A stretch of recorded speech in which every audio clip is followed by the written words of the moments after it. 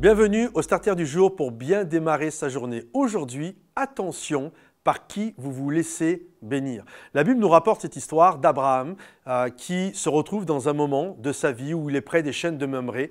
Et là, un homme vient le voir en lui disant « Ton neveu Lot, qui habitait dans la ville de Sodome, a été kidnappé avec tous les habitants de la ville de Sodome, avec tous leurs biens, leurs richesses, leur épouse, leurs enfants. Ils ont tous été kidnappés. Il y avait 5 rois qui avaient attaqué cette ville. Alors Abraham va prendre tous ses serviteurs, un peu plus de 300 de ses serviteurs, et il va partir à la recherche de son neveu Lot pour ramener tous ceux qui avaient été faits prisonniers.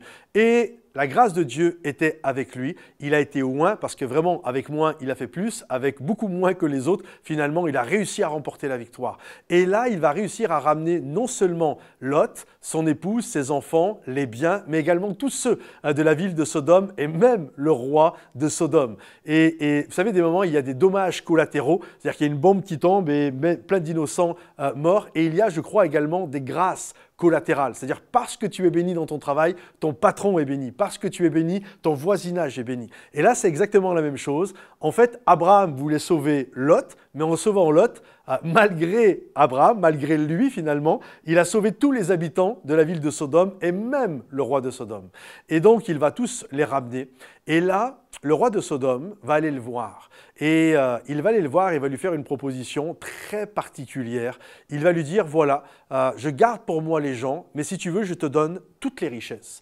Et là, Abraham va expliquer au roi de Sodome qui s'appelle Béra, qui veut dire littéralement le fils du mal. Donc, ça ne souffre d'aucune discussion de qui il représente finalement. Ça représente vraiment l'ennemi, le diable et toutes ces choses-là.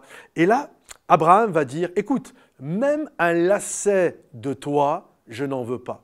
Et Abraham avait discerné la provenance finalement de celui qui voulait le bénir. Et c'est quelque chose, je crois, d'extrêmement important. Il faut de la foi pour dire non. Nous, souvent, pour nous, la foi accepte, la foi reçoit. Mais comprenez ceci, la foi, c'est aussi dire non. La foi, c'est discerner d'où vient celui qui veut être pour moi une bénédiction et de dire non. Toi, si j'accepte ça dans ma vie, c'est un manque d'intégrité et ça va m'amener à la chute. Écoutez, Abraham, c'est quand même juste fou. Juste avant cet épisode, Abraham a donné sa dîme, la dîme de tout, à Melchisédek. La plupart d'entre nous, soyons honnêtes, on aurait dit « Waouh, je viens d'être béni parce que je viens de donner ma dîme. » On a cette pensée. J'ai donné ma dîme et regarde, l'instant d'après, quelqu'un vient me donner des richesses. Et on aurait dit en fait, c'est Dieu qui me bénit parce que j'ai donné ma dîme. En fait, Abraham donne sa dîme et derrière, il y a cet homme qui vient et qui veut lui donner des richesses.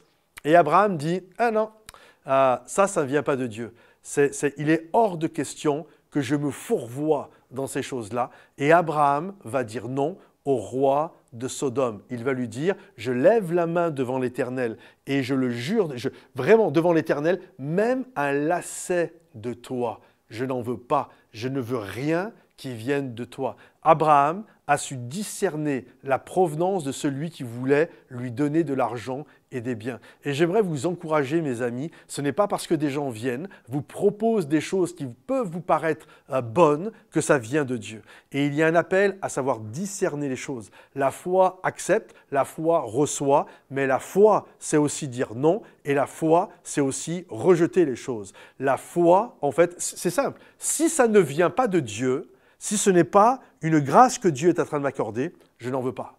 Parce que je veux que mon cœur reste dans cette intégrité. Mes amis, j'espère que ce message vous a béni et vous aide à grandir dans votre foi. Si c'est le cas, pensez à le liker. Sous le lecteur, il y a des petits pouces. Vous avez juste à le liker, le partager pour ceux qui en ont besoin et également le commenter si ce message vous a béni. À bientôt. Bye bye.